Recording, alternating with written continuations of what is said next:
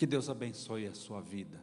Como é bom poder louvar ao Senhor. Como é bom abrir o coração e expressarmos através das músicas aquilo que nós acreditamos, aquilo que nós cremos, depositando a nossa fé no Senhor Jesus sempre. Nesta noite nós queremos compartilhar uma palavra para você, que você seja inteligente, sábio, e abra sua mente, abra o seu coração.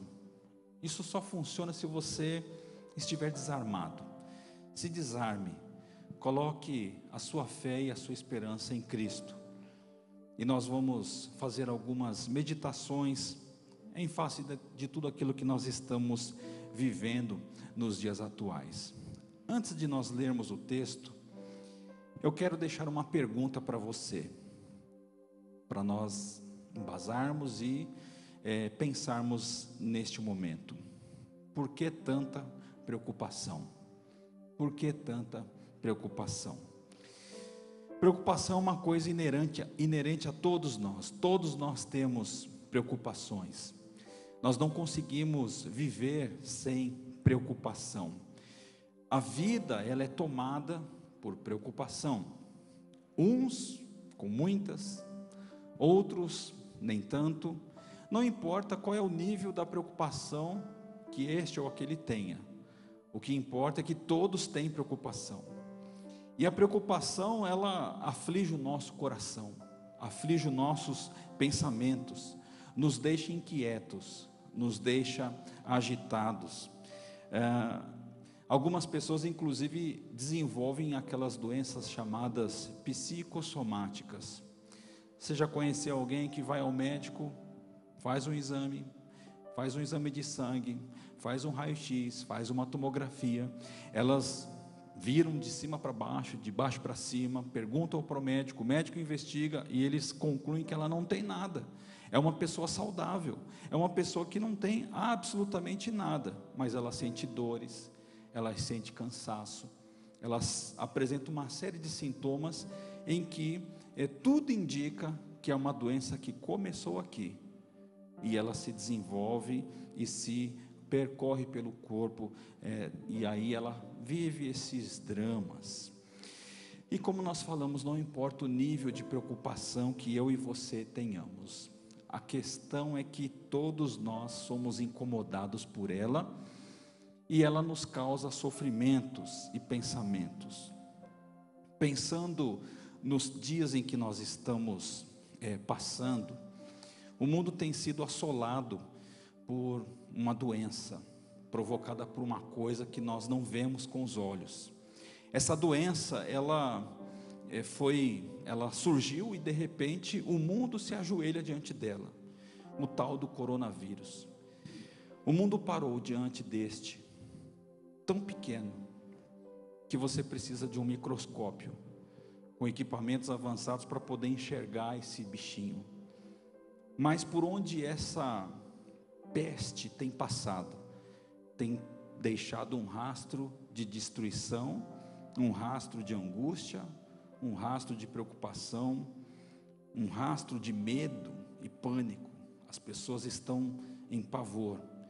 Muitas pessoas estão trancafiadas dentro das suas casas, isoladas, não sabem o que vai acontecer no dia de amanhã. Ou seja, de repente tudo estava bem, tudo estava maravilhoso, mas uma avalanche como essa chegou à nossa casa, à nossa família. E sabemos, irmãos, temos visto pelos noticiários que o índice de contágio dessa doença é muito alto.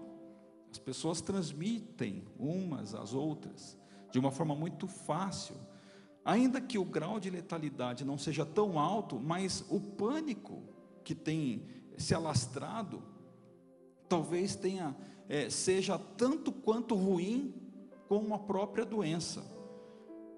Outras doenças também matam, e matam muito.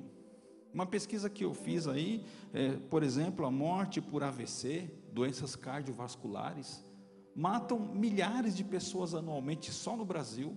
Mais de 500 pessoas morrem por dia só em decorrência dessas doenças. Doenças pulmonares, por exemplo, pneumonia, No Brasil são centenas e milhares de casos anuais registrados.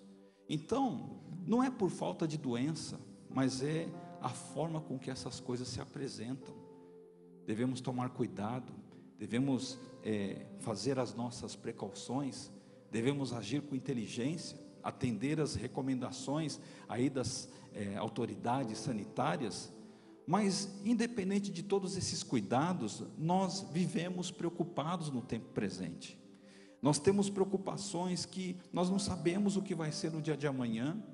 Pessoas que perderam seus empregos, perderam seu trabalho, perderam a base, o sustento da sua família. Pais que não sabem o que fazer amanhã, no dia seguinte. Não sabem se vão receber o seu salário. Enfim, nós somos e vivemos num tempo de crise. Isso nós sabemos. A boa notícia é que nós podemos encontrar na palavra de Deus histórias que podem nos ajudar a confortar o nosso coração e fortalecer a nossa fé. Esta é a base da nossa esperança.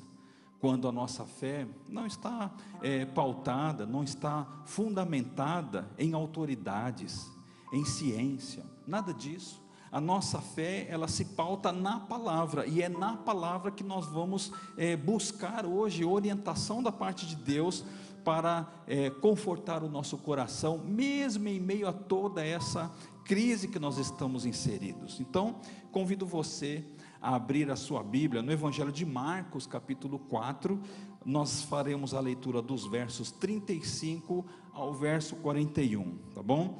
Eu vou ler na Nova Tradução na linguagem de hoje, e você, por favor, acompanhe a leitura desta palavra, e com certeza nós seremos grandemente edificados. Vamos lá, Marcos capítulo 4, a partir do verso 35, diz assim a palavra: Naquele dia de tardinha, Jesus disse aos discípulos: Vamos para o outro lado do lago. Então eles deixaram o povo ali, subiram no barco em que Jesus estava e foram com ele. E outros barcos o acompanharam. De repente, começou a soprar um vento muito forte, e as ondas arrebentavam com tanta força em cima do barco, que ele já estava ficando cheio de água. Jesus estava dormindo na parte de trás do barco, com a cabeça numa almofada. Então os discípulos o acordaram e disseram: Mestre, nós vamos morrer, o Senhor não se importa com isso? Então ele se levantou, falou duro com o vento e disse ao lago: Silêncio, fique quieto. O vento parou e tudo ficou calmo. Aí ele perguntou: Por que é que vocês são assim, tão medrosos? Vocês ainda não têm fé? E os discípulos, cheios de medo, diziam uns aos outros: Que homem é esse que manda até no vento e nas ondas? Muitas são as lições que nós podemos aprender com este texto. Muitas são as aplicações que talvez você já tenha ouvido aí na sua vida. Você que já deve ter estudado, lido este texto, quantas vezes ele já falou ao seu coração. Mas, fazendo assim, uma leitura muito simplificada daquilo que o próprio texto está dizendo, no verso 37, diz que de repente, esta palavra de repente, ela tem um significado muito profundo, dependendo do momento em que ela aparece. Nós vemos que de repente este mar onde os discípulos estavam começou a soprar um vento forte, uma tempestade. Alguma coisa que não estava previsto no meio da sua caminhada. Eu quero dizer que problemas fora do nosso controle sempre existirão. Ilusão é pensarmos que um dia nós dominaremos a nossa vida. Ilusão é pensarmos que um dia teremos todas as coisas no controle das nossas mãos. Ilusão os pais pensarem que terão seus filhos plenamente sob controle. Ilusão são os empresários que pensam que dominam o mercado. Ilusão são os religiosos que pensam que podem induzir a fé das pessoas e manipulá-las de uma forma plena, né? Não existe essa plenitude de controle. Ilusão são os homens que pensam que conseguem dominar as coisas. Nós não conseguimos dominar as coisas. Essa tempestade, ela pode representar estes detalhes em nossa vida. Essas coisas que de repente nós perdemos o domínio. A ciência, o poder político, o poder econômico, o poder bélico, a influência de grandes líderes, a cultura, nada foi capaz de deter uma coisa que veio do nada. Nada foi capaz de deter um vírus que obrigou o mundo a colocar-se de joelhos. Os discípulos também passavam por aquele mar.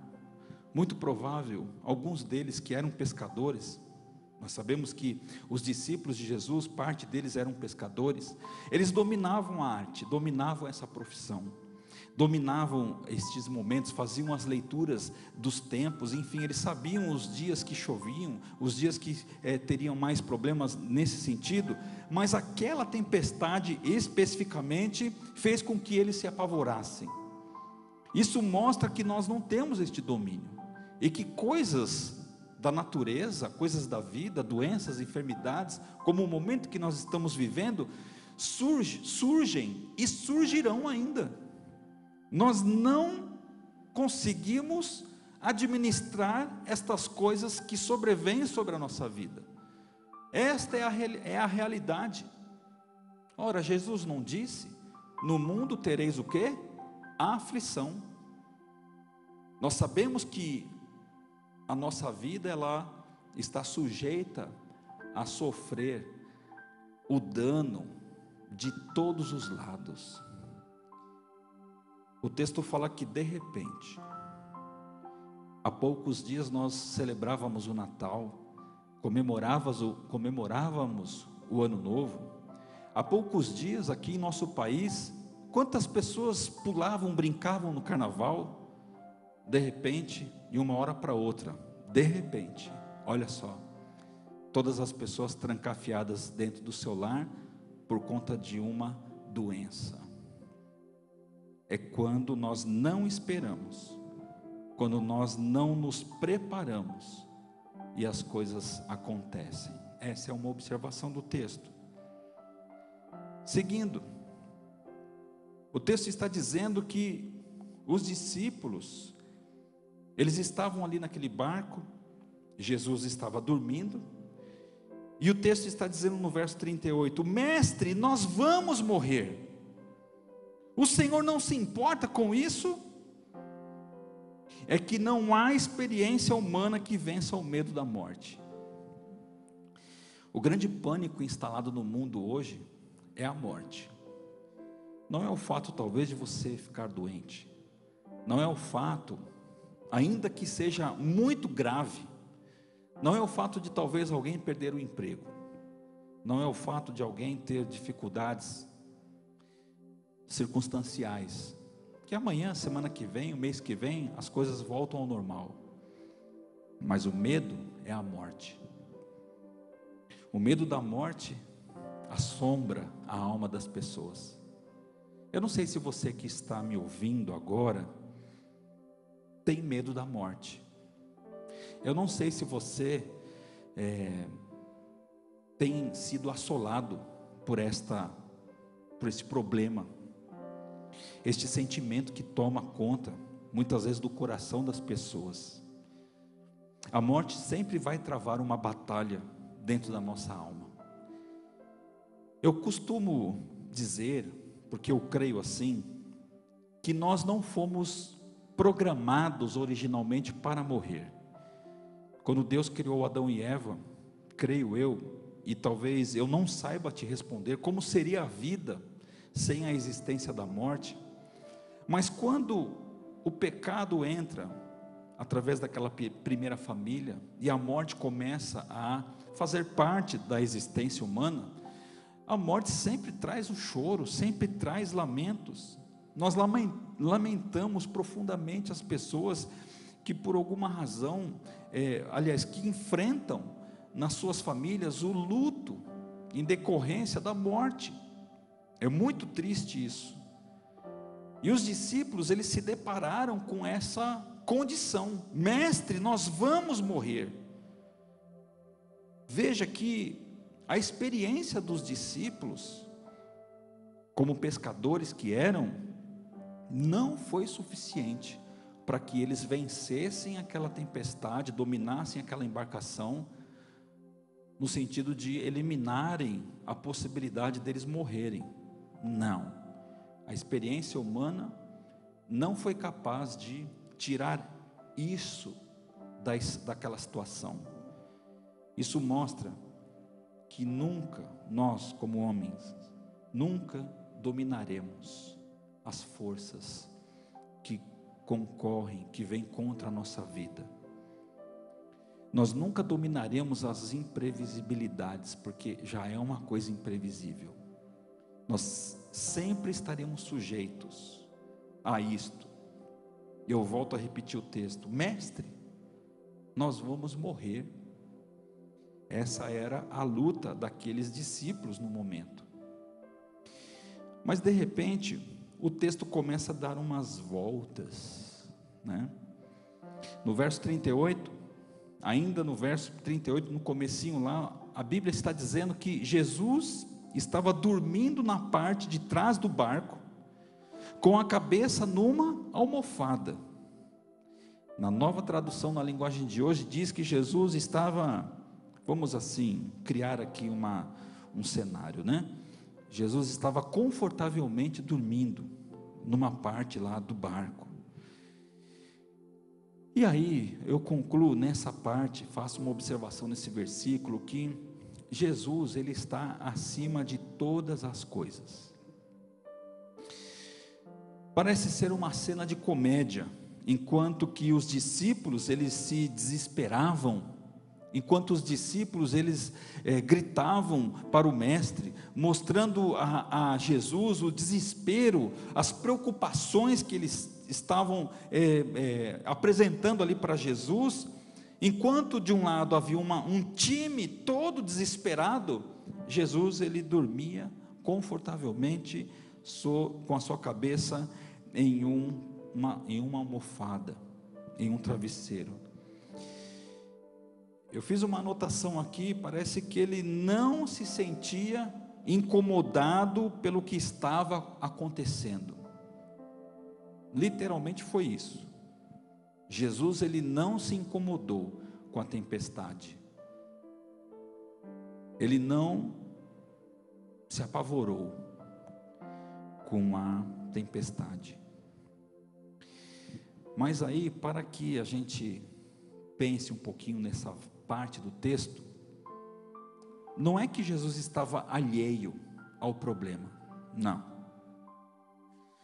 Ele não estava desleixadamente desconsiderando o desespero e o medo dos discípulos.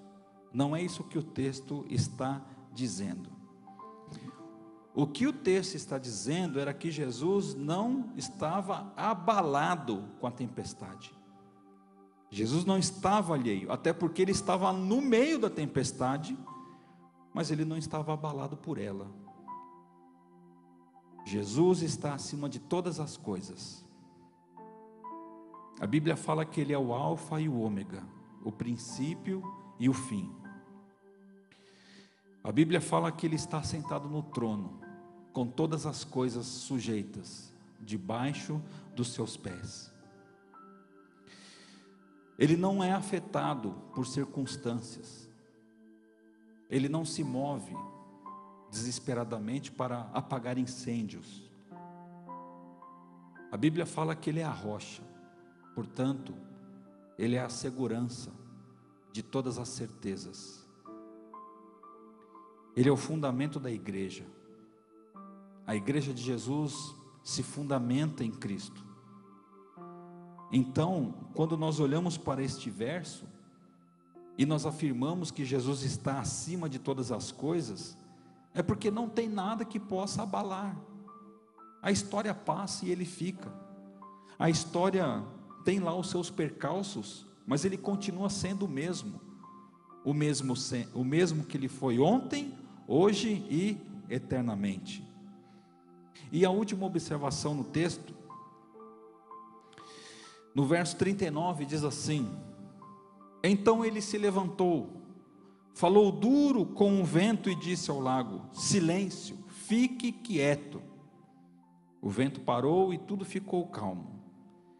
Aí ele perguntou: por que é que vocês são assim, tão medrosos?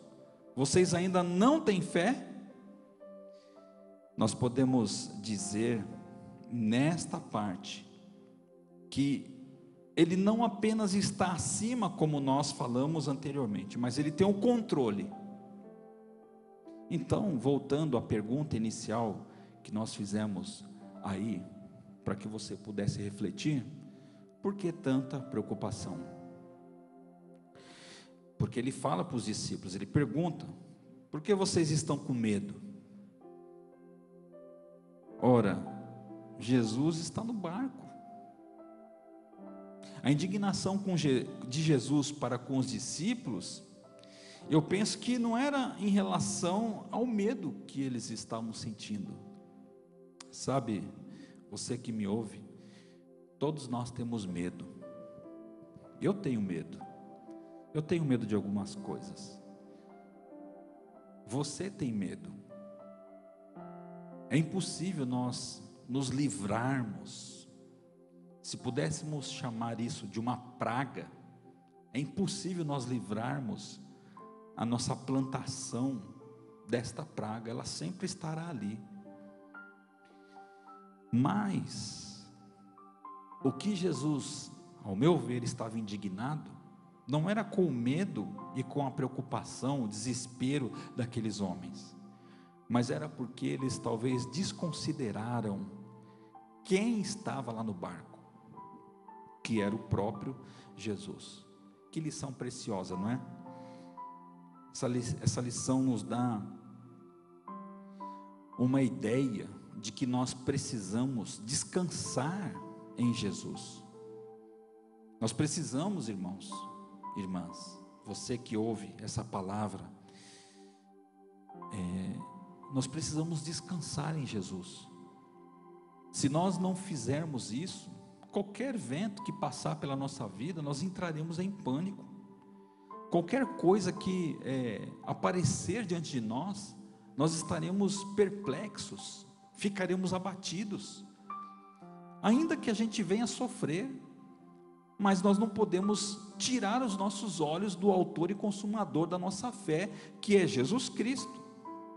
Veja, e já chegando aqui à conclusão, o apóstolo Paulo ele fala o seguinte: nada pode nos separar do amor de Deus, nem a morte, nem a vida, nem os anjos, nem outras autoridades ou poderes celestiais, nem o presente, nem o futuro, nem o mundo lá de cima, nem o mundo lá de baixo. Em todo o universo não há nada que possa nos separar do amor de Deus, que é nosso por meio de Cristo Jesus, o nosso Redentor. Que eu e você possamos nos identificar, não com os discípulos apavorados, medrosos, cheios de pânico. Em Cristo Jesus nós resolvemos o principal problema da nossa alma, que é a morte. E aí eu pergunto a você, com quem você se identifica no texto? Com os discípulos que estão apavorados, mesmo sendo profissionais da pesca, não sabiam mais o que fazer com aquela embarcação?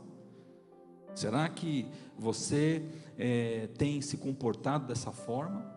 Será que você tem deixado com que as notícias, as coisas que você tem lido, as coisas que você tem visto, tem produzido esse pânico, esse medo em você? Está na hora de você descansar em Jesus. Está na hora de você fazer como aqueles homens. Vá ao encontro de Jesus. Permita com que Ele cuide da sua vida e faça com que você descanse no Senhor. Que Deus possa abençoar a sua vida. Que Deus possa abençoar a sua casa e a sua família. Nós queremos nós desejamos a você que você desenvolva a fé necessária para que em todos os momentos da sua existência você possa colocar a sua fé e a sua confiança em Jesus. Identifique-se, não com o medo, com o pavor dos discípulos. Identifique-se não com esta forma abrupta de resolver as coisas. Respire fundo, coloque o seu coração nas mãos do Senhor e que Deus possa grandemente abençoar a sua vida. Nós estaremos nesta hora encerrando o culto aqui online, a sua vida. Eu quero ficar aqui ao lado do meu amigo, do meu irmão em Cristo, Jarbas. Nós vamos orar a Deus e agradecer ao Senhor pela sua vida. Foi muito bom poder levar essa palavra ao seu coração, que você possa de fato colocar em prática aquilo que foi pregado e comentado para você. Saiba de uma coisa, nesta cruz aqui, simbolizada aqui na igreja, ela está vazia.